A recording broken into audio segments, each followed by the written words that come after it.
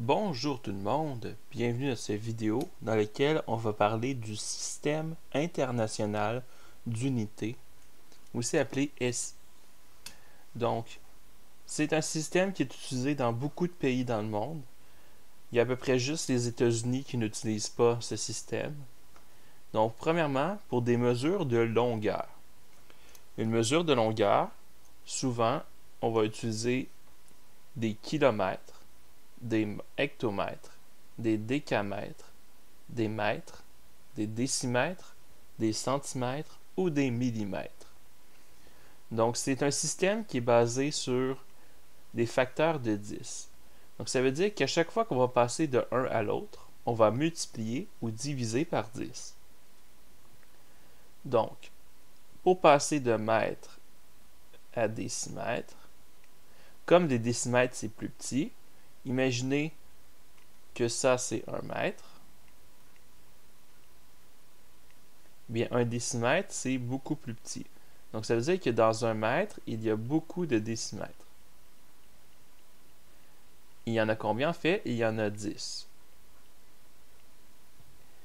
Donc, basé là-dessus, qu'est-ce qu'on va écrire? On va écrire que pour passer de mètre à décimètre, on va multiplier par 10. Dans le sens inverse, pour passer de décimètre à mètre, il faudra diviser par 10. Donc, si je fais les flèches partout, ce sera le même principe. Pour passer d'une unité à l'autre, on va multiplier par 10. Et dans le sens contraire, on va diviser par 10.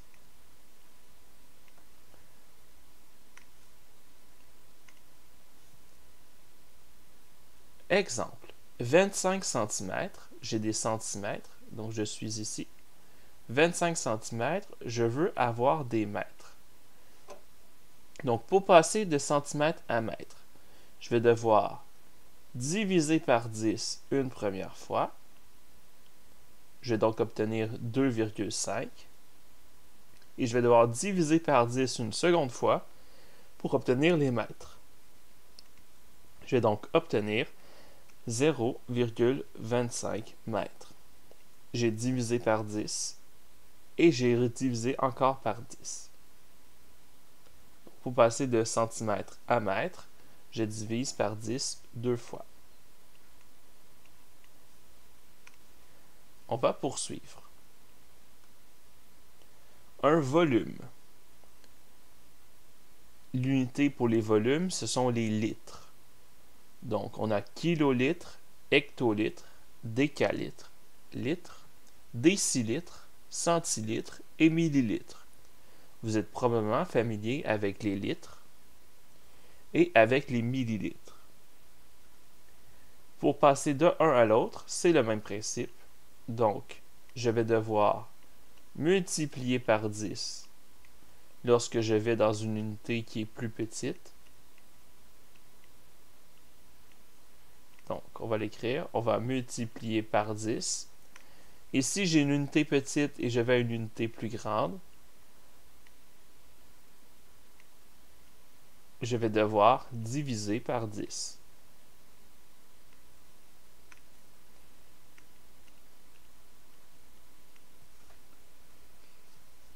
On a un exemple ici.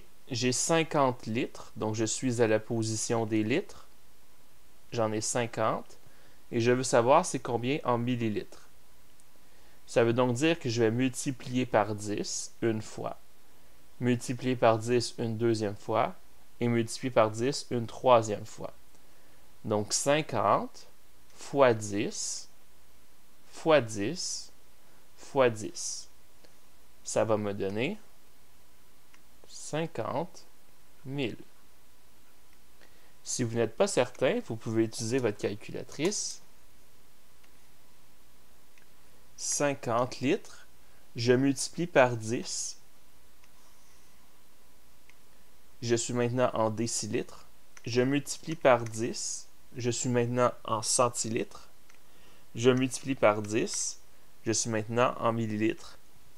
ce qui me donne 50 000. Donc, ma réponse, c'est bien 50 000 millilitres. Pour ce qui est de la masse, dans le système international d'unités, ce sont les kilos qui sont utilisés pour la masse.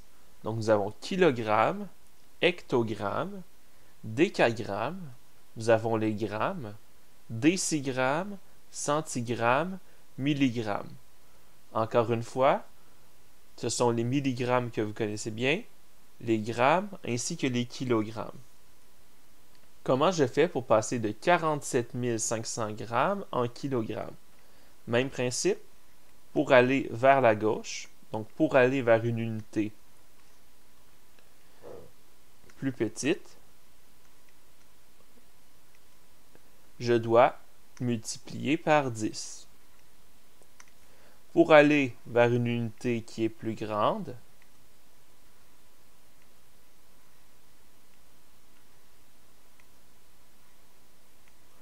je dois diviser par 10.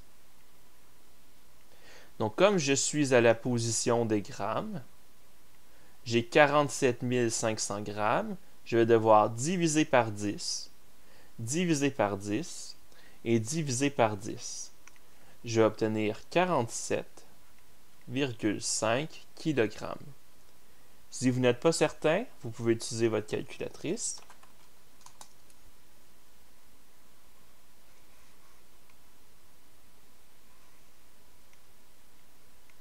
Donc, j'ai 47 500, ce sont des grammes. En divisant par 10, j'obtiens des décagrammes. En divisant par 10 encore, j'obtiens des hectogrammes. Et en divisant par 10 encore, j'obtiens des kilogrammes. Donc, 47 500 grammes, ça équivaut à 47,5 kilogrammes. Maintenant, les unités de temps. Vous connaissez les années, les mois et les jours. Donc, les années, il y a 365 jours, sauf dans les années bissextiles, dans lesquelles il y a 366 jours. Pour les mois, vous savez qu'il y a 12 mois dans une année. Le nombre de jours dans chaque mois va varier. Si vous regardez dans un calendrier, le mois de janvier a 31 jours. Le mois de février en 2021 a 28 jours. Le mois de mars, 31 jours. Le mois d'avril, 30 jours. Donc, le nombre de jours dans un mois, ça varie un peu. Pour ce qui est des jours, c'est important de se rappeler que dans une journée, il y a 24 heures. D'autres choses qu'il faut se rappeler, c'est qu'il y a 60 secondes dans une minute et qu'il y a 60 minutes dans une heure. Et avec ça, on va pouvoir faire un exemple ici. Il y a combien de minutes dans 2h45? Donc, on sait que 1 heure, c'est 60 minutes. Donc, je vais faire 2 multiplié par 60. Ça va me donner 120 minutes. Ensuite, j'avais 45 minutes que je n'ai pas encore comptées. Donc, 120 plus 45, ça me donne 165 minutes. Ça veut donc dire que dans 2h45, donc dans 2h45, il y a 165 minutes.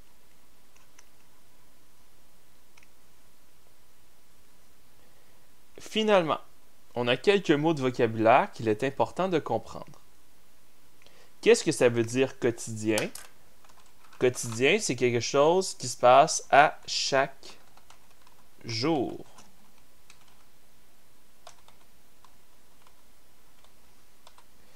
Donc, si vous avez quelque chose qui se passe à chaque jour, c'est quelque chose qu'on appelle quotidien.